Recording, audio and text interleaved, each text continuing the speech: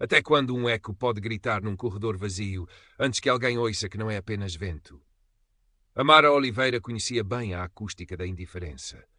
Aos 32 anos, o seu talento como designer na Luz Forma, uma das mais conceituadas agências de Lisboa, era uma melodia que poucos se davam ao trabalho de escutar para além do visual. Mulher negra, de corpo orgulhosamente farto, envolta em capulanas vibrantes que desafiavam a paleta monocromática do Parque das Nações, Amara era para muitos uma dissonância. Para Ricardo Vale, o seu diretor, era uma nota que ele preferia silenciar. A notícia da promoção de Gonçalo a líder de equipa ressoou pelos corredores open space como um alarme de incêndio silencioso, sentido apenas por ela. Gonçalo, 20 e poucos anos, branco, competente, sim, mas com um portfólio visivelmente mais magro que o dela. A familiar pontada fria da injustiça instalou-se no peito de Amara. Lembrou-se, com a nitidez de um trauma recente, do comentário de Ricardo há uns meses, após uma apresentação brilhante sua a um cliente alemão. Amara, excelente trabalho. Para a próxima, talvez alinhemos com alguém, com uma imagem mais, digamos, consensual para o fecho. Sabe como são estes clientes? Consensual. Uma palavra que sabia a lixívia. Naquela noite, o seu apartamento na Mouraria, normalmente um refúgio de cores e cheiros de cachupa, pareceu encolher. Desabafou com Jamila, amiga de longa data, por videochamada. Outra vez, Jamila. Outra vez. Sinto que estou a gritar num aquário. Jamila, do outro lado do ecrã, suspirou. Amiga, esse Vale é um verme com gravata de seda. Mas tu és uma leoa. Não te deixes apagar. As palavras da amiga acenderam uma faísca, mas foi o incidente da semana seguinte que ateou a fogueira. Reunião crucial com a Kirkson, um gigante nórdico do mobiliário. O conceito de Amara, uma fusão de design escandinavo minimalista com padrões geométricos africanos, era arrojado, inovador. Ela sentia-o. Ricardo Vale, no entanto, após os elogios iniciais do cliente, virou-se para o diretor de marketing, numa parte que julgou discreto. Magnífico, sem dúvida. Mas para a apresentação final à direção deles, seria ideal ter alguém com uma presença mais polida, alguém que transmita a nossa estética de forma mais imediata. Tiago Mendes, sentado ao lado de Amara, ouviu. Branco, magro, o epítome do consensual que Vale tanto apreciava, Tiago sempre fora simpático, mas Amara nunca soube se a sua simpatia era genuína ou apenas boa educação. Desta vez, porém, viu o desconforto no rosto dele. Mais tarde, no café da empresa, enquanto Amara mexia o açúcar no seu galão com uma fúria contida, Tiago aproximou-se.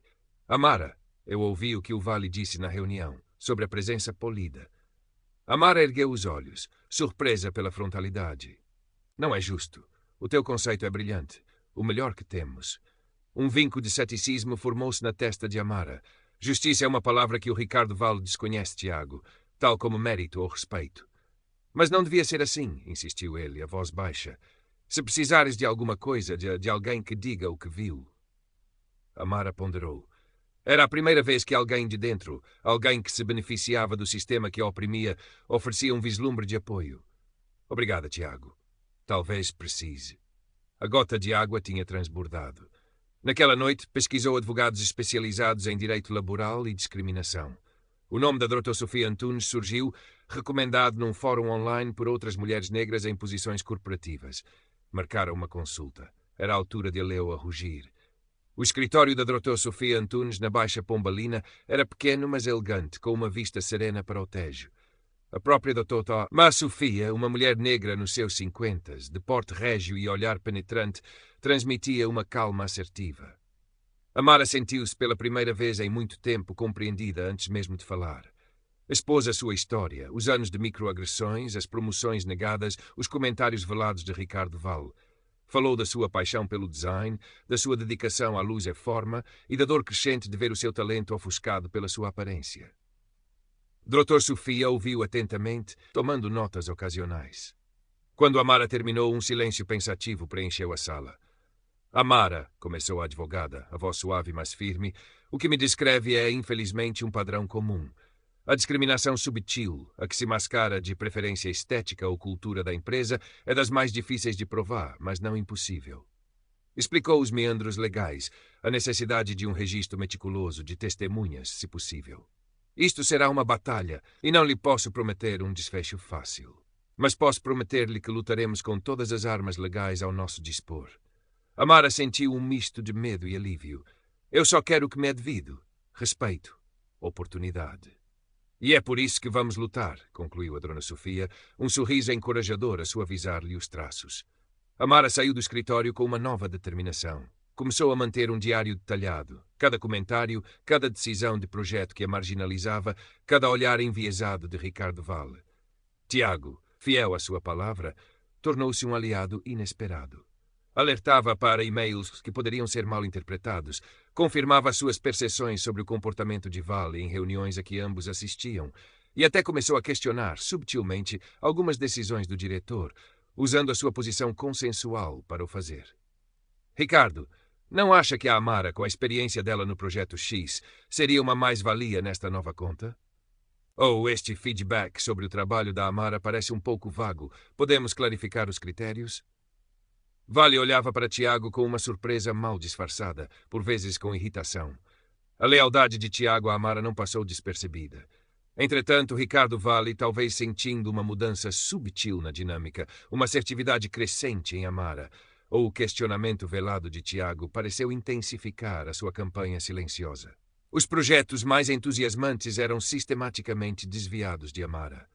As suas ideias, antes apenas ignoradas, começavam a ser abertamente ridicularizadas em brainstorming sessions, com Vale a usar um humor sarcástico que gelava a sala, exceto pelos risos nervosos de alguns que procuravam a sua aprovação. Numa avaliação de desempenho, Vale escreveu: Amara demonstra paixão, mas precisa de desenvolver uma maior sensibilidade à cultura da nossa empresa e à forma como comunicamos a nossa marca. Por vezes, a sua exuberância pode ser mal interpretada por clientes mais conservadores. Exuberância. Outro eufemismo para negra e gorda demais para o nosso gosto, pensou Amara com amargura. A pressão era imensa. Havia noites em que Amara se olhava ao espelho do seu apartamento na moraria, as cores vibrantes das suas roupas a parecerem um disfarce para a exaustão que sentia. A dúvida corroía. Seria ela o problema? Estaria a ser sensível demais, como Vale tantas vezes insinuara? A imagem de Jonathan Clark, o antagonista da história que a sua mãe lhe contara sobre a avó, surgia-lhe por vezes, um homem que usara o poder para esmagar. Ricardo Vale era diferente na forma, mas não na função. Mas depois lembrava-se do olhar firme da Dra. Sofia, da lealdade hesitante mas crescente de Tiago e da sua própria chama interior que se recusava a extinguir. A sua avó lutara à sua maneira, a sua mãe também. Ela, Amara, também lutaria. Current Part Characters 4000, Total Characters 7986. Um dia, a oportunidade de um confronto mais direto surgiu, inesperadamente. Um cliente importante, a Fundação Alentejo Sustentável, pretendia lançar uma nova identidade visual e uma campanha de sensibilização. O briefing era complexo, exigindo sensibilidade cultural e uma abordagem inovadora. Amara dedicou-se de corpo e alma ao projeto, trabalhando noites e fins de semana. A sua proposta, que incorporava elementos da tapeçaria tradicional alentejana em interfaces digitais modernas, era, na sua opinião e na de Tiago, excepcional. Na reunião interna de seleção de propostas, Ricardo Vale elogiou superficialmente todas as ideias, mas deteve-se na da Amara. Muito interessante, Amara. Uma abordagem artesanal. Mas não sei se a Fundação procura algo tão étnico. Eles querem modernidade, sofisticação.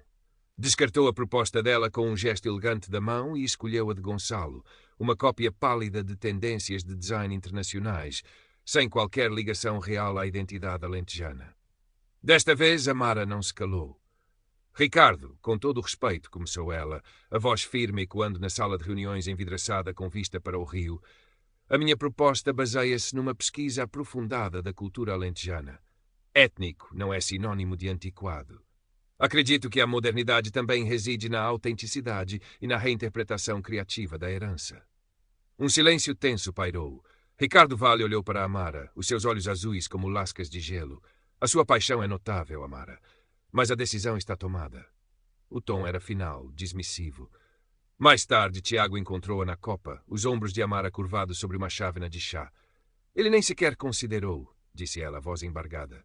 Ele olhou para a minha proposta e só viu a mim. E decidiu que não servia. Eu sei, disse Tiago. Amara, tenho andado a pensar. Tenho guardado alguns e-mails, aquela avaliação de desempenho em que ele escreveu sobre a tua exuberância, outras coisas. Não sei se ajuda, mas... Os olhos de Amara brilharam. Ajuda, Tiago. Ajuda muito. Com o apoio da Dra. Sofia, começaram a construir um dossiê mais sólido. A advogada explicou que poderiam tentar uma queixa formal interna e, dependendo da resposta da Luz em Forma, avançar para a autoridade para as condições do trabalho, ou mesmo para tribunal, embora esta última opção fosse morosa e desgastante. O medo era um companheiro constante para Amara. O medo de ser rotulada como conflituosa, de queimar pontes, de ver a sua carreira pela qual tanto lutara desmoronar-se. Lisboa, apesar de cosmopolita, podia ser um meio pequeno em certos círculos profissionais. Lembrou-se de uma conversa com a sua mãe, Lúcia, uma mulher de uma força tranquila, que lhe dissera uma vez, a propósito das dificuldades que enfrentara como imigrante. Minha filha, há batalhas que não escolhemos, mas que somos obrigadas a lutar. Luta com a cabeça erguida, mesmo que o coração trema. A decisão amadureceu. Iria apresentar uma queixa formal.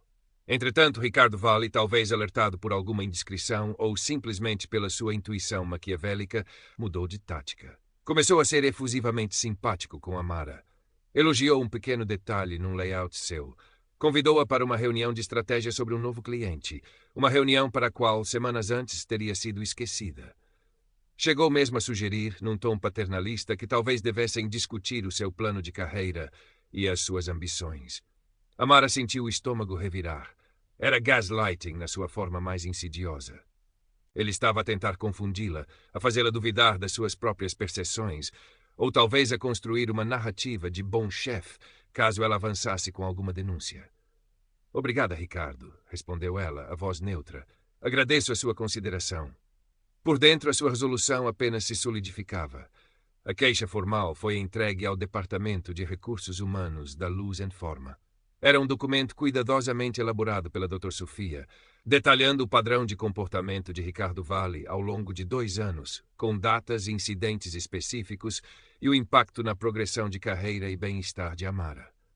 Anexaram cópias de e-mails, avaliações de desempenho comparativas, as de Amara consistentemente boas em termos técnicos, mas com as ressalvas subjetivas de Vale sobre imagem ou adequação cultural, e uma declaração assinada por Tiago Mendes, corroborando vários episódios. A reação inicial dos RH foi de choque estudado. A diretora, uma mulher chamada Patrícia Guedes, prometeu uma investigação completa e imparcial.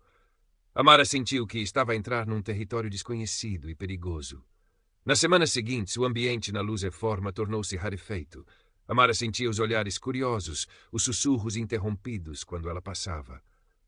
Alguns colegas evitavam-na, outros ofereciam palavras de apoio hesitantes e discretas. Ricardo Vale mantinha uma fachada de profissionalismo gelado, tratando Amara com uma correção formal que era à sua maneira tão hostil quanto os seus comentários anteriores. A reunião de mediação e investigação foi marcada. Na sala de conferências principal, com as suas paredes de vidro a darem para um tejo cinzento e invernal, sentaram-se Amara, acompanhada pela Dra. Sofia Antunes, Ricardo Vale, com o advogado da empresa, e Patrícia Guedes, do GRH, com um assessor. Amara, apesar do nervosismo que lhe revirava o estômago, falou com uma clareza e dignidade que surpreenderam até a si mesma. Expôs os factos, um a um, a voz firme, sem acusação, apenas a verdade, nua e crua. Descreveu como as suas qualificações eram consistentemente ignoradas, como as suas ideias eram desvalorizadas com base em critérios subjetivos e discriminatórios ligados à sua aparência. Falou do impacto emocional, da sensação de invisibilidade, da exaustão de ter de provar constantemente o seu valor em dobro. Ricardo Vale ouviu com uma expressão de incredulidade controlada. Quando chegou a sua vez de falar, negou tudo veementemente. Estou absolutamente chocado com estas alegações infundadas, disse ele, o tom carregado de uma falsa mágoa. Sempre valorizei a Amara como uma profissional dedicada. Qualquer feedback que lhe dei foi sempre construtivo, com o intuito de ajudar a crescer na empresa. Parece-me que há aqui uma grave má interpretação, talvez uma sensibilidade excessiva.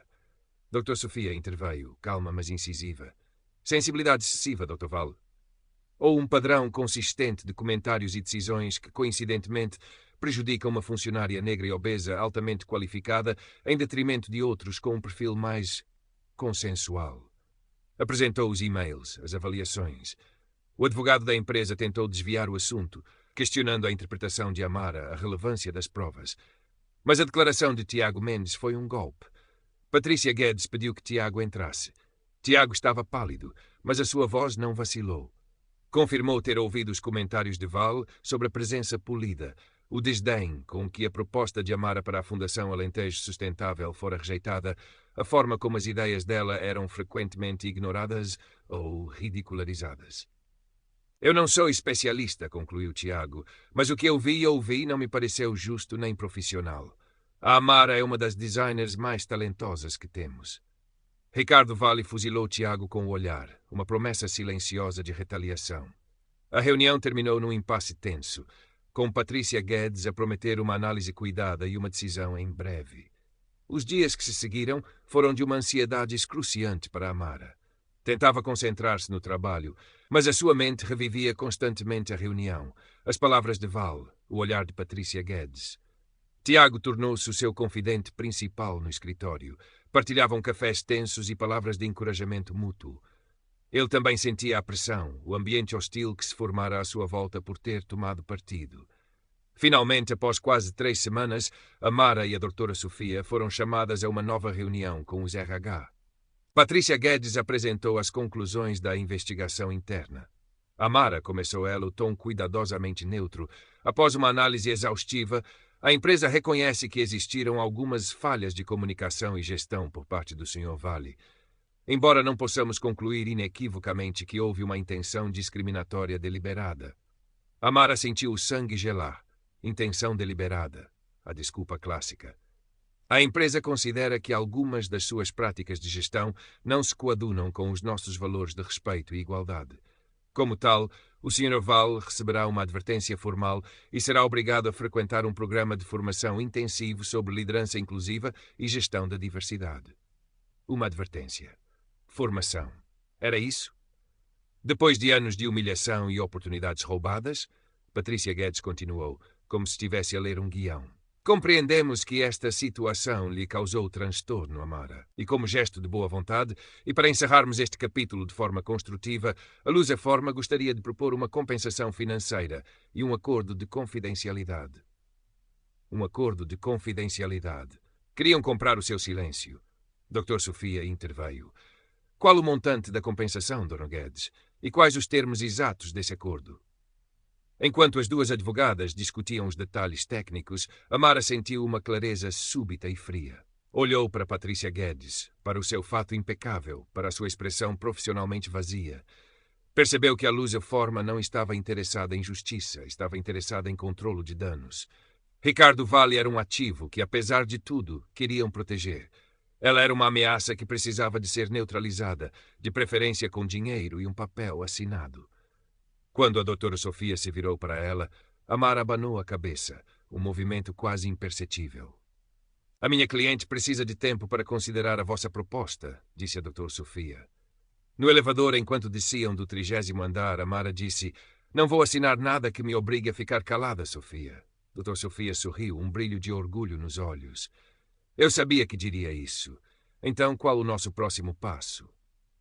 O meu próximo passo, disse Amara, sentindo um peso a sair-lhe dos ombros, é decidir se quero continuar a dar o meu talento a uma empresa que o desvaloriza tão profundamente.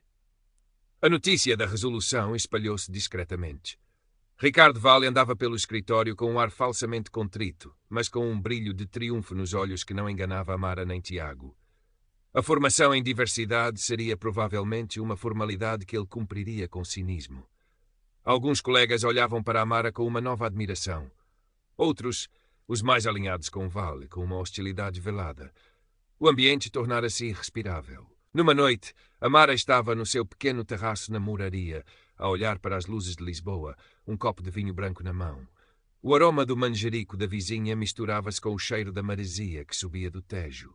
Pensou na sua avó, que chegara a Portugal de Cabo Verde com pouco mais que a roupa do corpo e uma coragem imensa. Pensou na sua mãe, que enfrentara o preconceito com um sorriso e uma espinha dorsal de aço.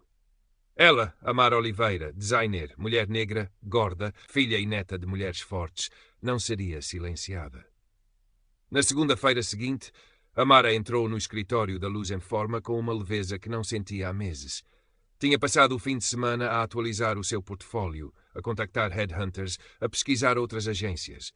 algumas mais pequenas talvez, mas com reputação de valorizarem a criatividade genuína e a diversidade. Cruzou-se com Ricardo Val junto à máquina de café. Ele cumprimentou-a com um bom dia, Amara, demasiado jovial. Ela respondeu com um aceno de cabeça polido e seguiu para a sua secretária. Já não sentia o medo paralisante, apenas uma espécie de cansaço resignado e uma nova e faiscante determinação. Durante o almoço encontrou-se com Tiago num pequeno restaurante perto do escritório. Então, começou ele hesitante, como te sentes com tudo isto? Sinto-me como se tivesse tirado uma armadura pesada, confessou Amara. A vitória não foi a que eu esperava, mas percebi que a verdadeira vitória foi não me ter calado, e não me vou calar. E o que vais fazer? Vou procurar outro lugar. Um lugar onde a minha exuberância seja vista como uma força, não como um problema. Sorriu. E tu, Tiago, como ficas? Tiago mexeu no seu bife. Sabes, Amara, o que aconteceu contigo abriu-me os olhos para muita coisa. Coisas que eu via, mas não queria ver. Ou não sabia como nomear. Não sei se tenho a tua coragem, mas não vou ficar calado da próxima vez que vir uma injustiça destas. Amara estendeu a mão por cima da mesa e apertou a dele. Isso significa muito, Tiago. És um bom aliado. Nas semanas que se seguiram, Amara dedicou-se a procurar novas oportunidades com uma energia renovada. Fez algumas entrevistas. Algumas foram desanimadoras, sentindo o mesmo tipo de preconceito velado. Numa delas, o entrevistador, um homem mais velho, olhou para o seu portfólio impressionante e depois para ela e perguntou: com a sua presença marcante, como lida com ambientes de equipa muito dinâmicos? Amara respondeu com uma calma gélida, explicando que a sua presença marcante era sinônimo de ideias marcantes e resultados comprovados.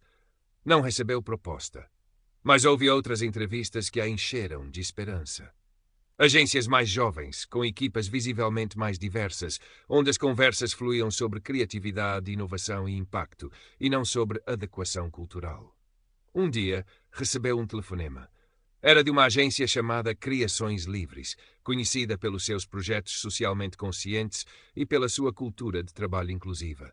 Tinham ficado impressionados com o seu portfólio e com a sua visão. Queriam que ela liderasse a sua nova divisão de design digital. Liderar. A palavra ecoou na sua mente. Enquanto isso, na Luz Informa, Ricardo Vale continuava a reinar, mas algo tinha mudado. A sua autoridade parecia ter sofrido um abalo. Os seus gracejos já não provocavam tantos risos nervosos. Alguns funcionários mais jovens, inspirados pela coragem de Amara, cuja história, apesar da falta de um desfecho público estrondoso se tornar uma espécie de lenda interna, começaram a questionar mais, a exigir mais transparência. O próprio Tiago, numa reunião, quando Val tentou atribuir uma ideia de uma colega nova a si próprio, interveio. Com licença, Ricardo, mas acho que essa excelente ideia foi da Marta. O espanto na sala foi palpável. Amara apresentou a sua carta de demissão numa sexta-feira à tarde. Entregou-a em mãos a Patrícia Guedes, dos RH. Desejo-lhe felicidades nos seus futuros projetos, Amara, disse Patrícia com a sua habitual neutralidade. Obrigada. E desejo à Luz Informa uma cultura de trabalho verdadeiramente inclusiva. Algum dia, respondeu Amara com um leve sorriso. Ao sair do imponente edifício de vidro do Parque das Nações pela última vez, sentiu o sol de Lisboa no rosto. Não era um final de conto de fadas, com o vilão humilhado e a heroína coroada. Ricardo Val continuaria, provavelmente, a ser Ricardo Val. A Luz Informa continuaria por algum tempo a ser a Luz Informa. Mas Amara Oliveira já não era a mesma. Current Part Characters, 394. Total Characters, 262. Ela tinha lutado, tinha falado, tinha recusado ser silenciada ou comprada, e no processo tinha redescoberto a sua força e o seu valor, para além de qualquer avaliação de desempenho enviesada ou comentário depreciativo. Na segunda-feira seguinte, Amara entrou nas instalações da Criações Livres, um espaço vibrante e colorido no antigo armazém recuperado no Beato. Foi recebida com sorrisos genuínos e um entusiasmo contagiante pela sua nova equipa. Uma equipa diversa em idades, etnias e estilos. O diretor da agência, um homem chamado Rui, apertou-lhe a mão com firmeza. Amara, bem-vinda. Estamos incrivelmente entusiasmados por tê-la a bordo. O seu portfólio é fantástico e a sua visão para o digital é exatamente o que procurávamos. Nenhuma menção à sua presença, apenas ao seu talento. Nos primeiros meses na Criações Livres, Amara sentiu-se a desabrochar. As suas ideias eram ouvidas, debatidas com respeito e muitas vezes implementadas. Liderava a sua equipa com empatia e firmeza, inspirando-os a dar o seu melhor. Claro que havia desafios, prazos apertados, os habituais stresses de uma agência criativa, mas não havia o peso constante da discriminação, a necessidade de se autovigiar, de encolher para caber. Um dia, Tiago ligou-lhe. Adivinha? O Ricardo Val foi convidado a procurar novos desafios. Parece que a formação em diversidade não surtiu o efeito desejado e houve mais queixas. Amara sorriu. Não sentiu um prazer vingativo, apenas uma espécie de justiça poética tardia. Fico feliz por ouvir isso, Tiago, pelos que ficaram. E por ti. Abriste o caminho, Amara, mesmo que não tenhas ficado para ver. Talvez, disse Amara, mas estou onde preciso de estar agora. Ela desligou o telefone e olhou pela janela do seu novo escritório. Via-se um pedaço do Tejo, a ponte 25 de Abril ao longe. Pensou na sua avó, na sua mãe. Pensou em todas as mulheres, todas as pessoas que lutavam diariamente para serem vistas, ouvidas, valorizadas por quem eram e não pelo que os outros projetavam nelas. A sua luta na Lusoforma não tinha sido em vão. Não mudar o mundo, talvez nem sequer tivesse mudado fundamentalmente aquela empresa, mas mudará a ela. E por vezes essa é a mudança mais importante de todas. Amara continuou a desenhar, a liderar, a criar. A sua exuberância, antes uma arma apontada contra si, era agora a sua maior força. A paleta com que pintava o seu futuro e inspirava outros a pintar os seus, com todas as cores vibrantes que ousassem escolher. O eco da sua voz, antes perdido em corredores vazios, encontrava agora ressonância, não como um grito, mas como uma canção de resiliência e esperança, afinada no tom exato da sua verdade. E Lisboa, com a sua luz única e as suas sombras persistentes, continuava a ser o palco da sua história. Uma história que ela sabia estava apenas a começar.